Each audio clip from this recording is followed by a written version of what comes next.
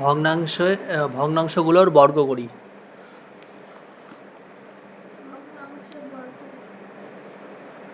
Square তার মানে কত? 4 স্কোয়ার 16, 5 স্কোয়ার 25, সেইভাবে সবগুলো করতে হবে।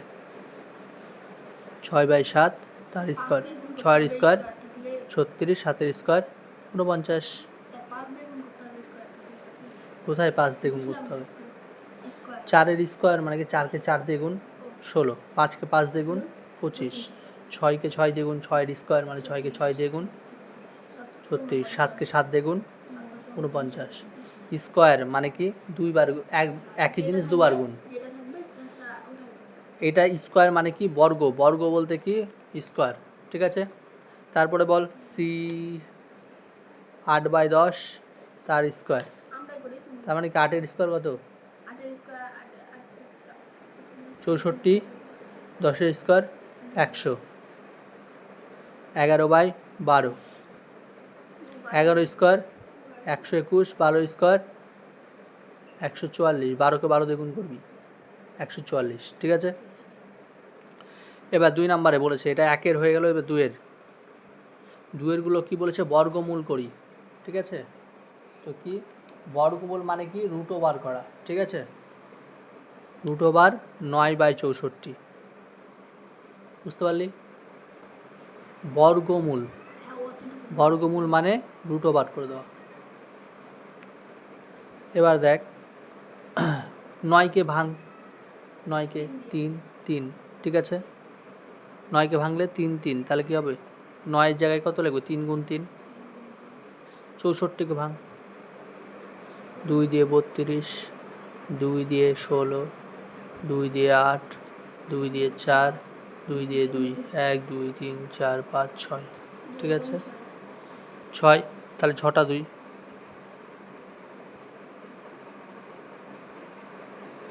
এবার কি রুট ওভার যখন উঠে যায় তখন কি দুটো জিনিস থেকে একটা জিনিস বেরায়, তার মানে কি দুটো 3 থেকে একটা 3, দুটো 2 থেকে একটা 2, দুটো 2 থেকে একটা 2, দুটো 2 থেকে একটা 2, তাহলে কত হলো? 3/8, 2 2 4, 4 2 8, বোঝা গেল? তারপরে ওখানে কত নম্বর করাবো? এটা 2-এর 1। আর কোনটা করাবো বল, তোরা বাকিটা করবি। কত? IV মানে 4 নম্বর 144/169।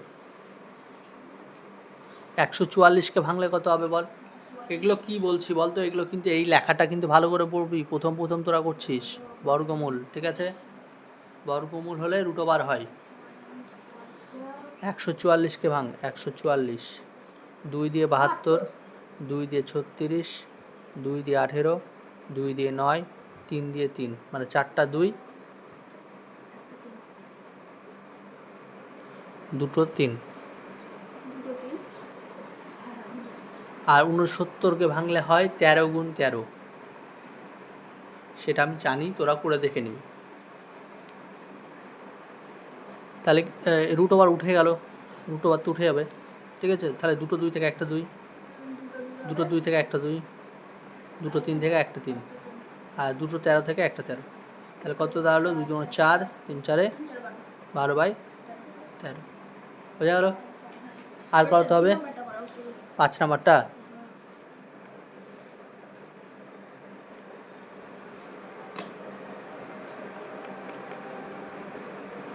দুইশো 25/289, ঠিক আছে। 225/289, তাহলে কী হবে বল? 225-কে ভাঙ, কত হবে? 5 দিয়ে ভাঙ, কত হবে? 4 5 20, 5 5 25, 5 দিয়ে ভাঙ 9, 3 দিয়ে 3, তো উপরে কী দাঁড়ালো? 5 × 5 × 3 × 3, আর নিচে 290, 89-কে ভাঙলে কী হয়? 17 × 17, ঠিক আছে। করে দেখবি। তাহলে দুটো 5 থেকে একটা 5, দুটো 3 থেকে একটা 3, দুটো 17 থেকে একটা 17, তাহলে কী হবে? 15/17, ঠিক আছে।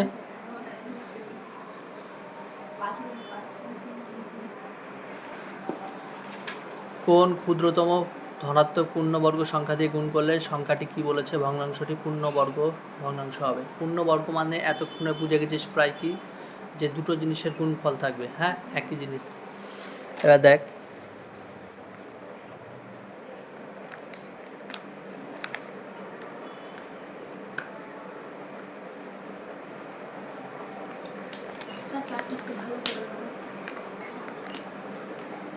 এইটা আছে,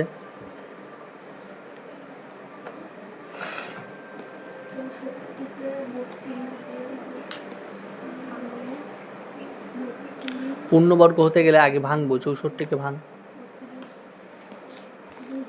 এটা রুটো বার করে দিতে পারিস, ঠিক আছে, রুটো বার করে দিলি।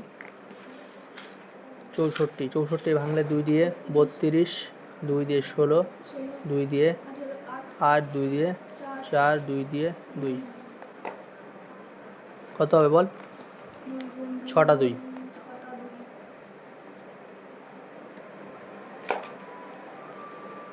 আর নিচে 147, 7 দিয়ে ভাগ কর, 2 1, 7 দিয়ে ভাগ কর 3, 7 গুণ 3, তাই তো? তার মানে কি দাঁড়ালো, দুটো 2 থেকে একটা 2, দুটো 2 থেকে একটা 2, দুটো 2 থেকে একটা 2, দুটোর 7 থেকে একটা 7, আর √3টা থেকে গেল, ঠিক আছে, বোঝা গেল? এবার তাহলে কি বলেছে, কোন ধনাত্মক পূর্ণবর্গ সংখ্যা দিয়ে গুণ করলে সংখ্যাটি ভগ্নাংশটি পূর্ণবর্গ হবে। মানে ব্যাপারটা কি, এই 3টা যদি আমার না থাকতো তাহলে এটা পূর্ণবর্গ হতো, 3টা যদি আমার না থাকতো তাহলে তো আমার মিলে যেত না। তুই আমাকে বল যে এই 3টা যদি আমার না থাকতো তাহলে কি মিলতো, মিলে যেত, নিচে 7 থাকতো উপরে 8 থাকতো, ঠিক না? তার মানে কি লিখবো, এই 3 দিয়ে কোন ক্ষুদ্রতম ধনাত্মক পূর্ণ সংখ্যা দিয়ে গুণ করলে, তার মানে কি 3 দিয়ে গুণ করতে হবে, 3 দিয়ে গুণ করলে এই ভগ্নাংশটা কি হয়েছে, পূর্ণবর্গ সংখ্যা হয়ে যাবে, ঠিক আছে? অতএব কি 3 দিয়ে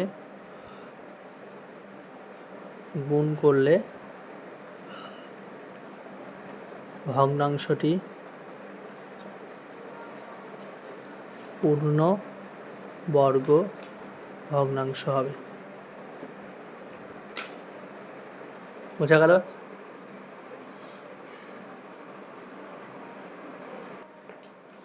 4 নাম্বার দেখ, বাকি দুটো এখনই করে নিবি তোরা, হ্যাঁ। 4 81/288, 81 ভাঙ, 81, 3 দিয়ে 27, 3 দিয়ে 9, 3 দিয়ে 3,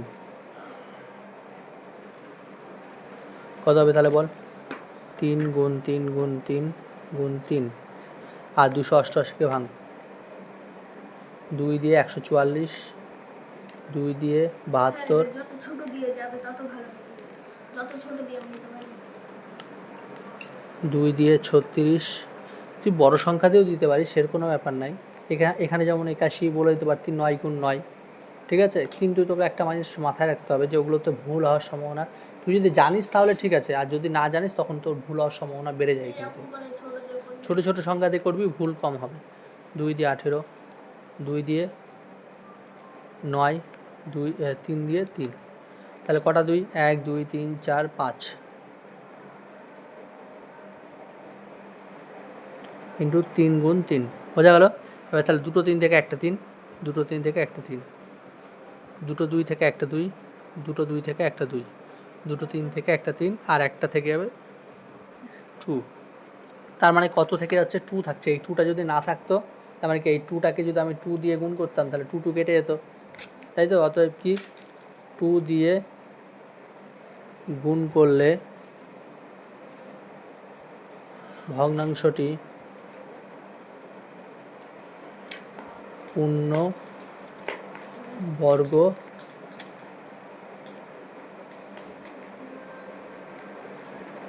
ভগ্নাংশ হবে। দেখ এর আগের অঙ্কটাতে কি বলেছে, একের অঙ্কটাতে বলেছিল গুণ করে, ঠিক আছে, আর পরেরটাতে বলেছে ভাগ করে। তার মানে যখন গুণ করেছিল তখন কি নিচের সংখ্যাগুলো ছিল, ঠিক আছে, আর যখন ভাগ করে তখন কি করব, উপরের সংখ্যাগুলো থাকবে তখন ভাগ করতে হবে, ঠিক আছে?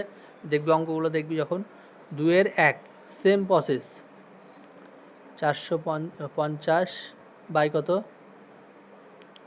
625, 450কে ভাঙ, 2 দিয়ে 225, 5 দিয়ে 45, 5 দিয়ে 9, 3 দিয়ে 3, তাহলে কত দাঁড়াবে 2 গুণ 5 গুণ 5 গুণ 3 গুণ 3, নিচে কত 625, 625কে আমি জানি কত হয়, 4টা 5-এর গুণফল, আমি একটু ভালো পারি বলে, ঠিক আছে?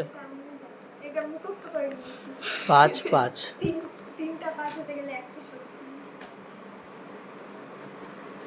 তাহলে এবার দেখ কি বলেছে, দুটো 5 থেকে একটা 5, দুটো 3 থেকে একটা 3, আর এটা √2টা থেকে যাবে, এখানে দুটো 5 থেকে একটা 5, দুটো 5 থেকে একটা 5, তার মানে কি 2 থেকে গেল না, 2 থেকে গেল, তার মানে কি 2 দিয়ে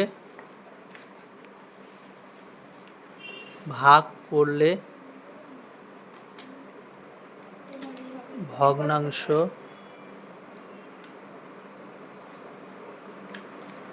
টি পূর্ণ বর্গ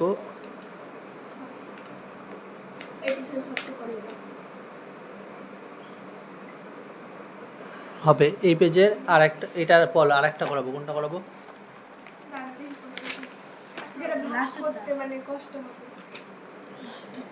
লাস্টেরটা।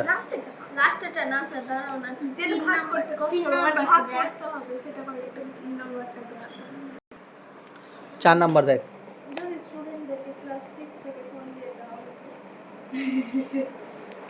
ক্লাস 10 এর মতো 144 দেখ, 243কে ভাঙ, 3 দিয়ে 8 1, 3 দিয়ে 27, 3 দিয়ে 9, 3 দিয়ে 3, 144কে ভাঙ, 2 দিয়ে 72, 2 দিয়ে 36, 2 দিয়ে 18, 2 দিয়ে 9, 3 দিয়ে 3, হ্যাঁ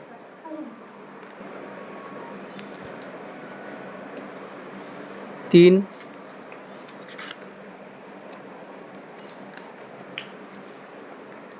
গুণ 3 গুণ 3 গুণ 3 গুণ 3, আর এখানে কি কটা 2, 4টা 2,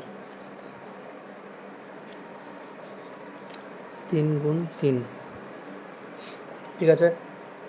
এবার তাহলে দেখ, 2 3 থেকে একটা 3, 2 3 থেকে একটা 3, আর এখানে √3 থেকে গেল, নিচে 2 2 থেকে একটা 2, 2 2 থেকে একটা 2, 2 3 থেকে একটা 3, তাহলে কি একটা 3 থেকে গেল না? অতএব কি 3 দিয়ে ভাগ করলে ভগ্নাংশ টি পূর্ণ বর্গ ভগ্নাংশ হবে। বোঝা গেল?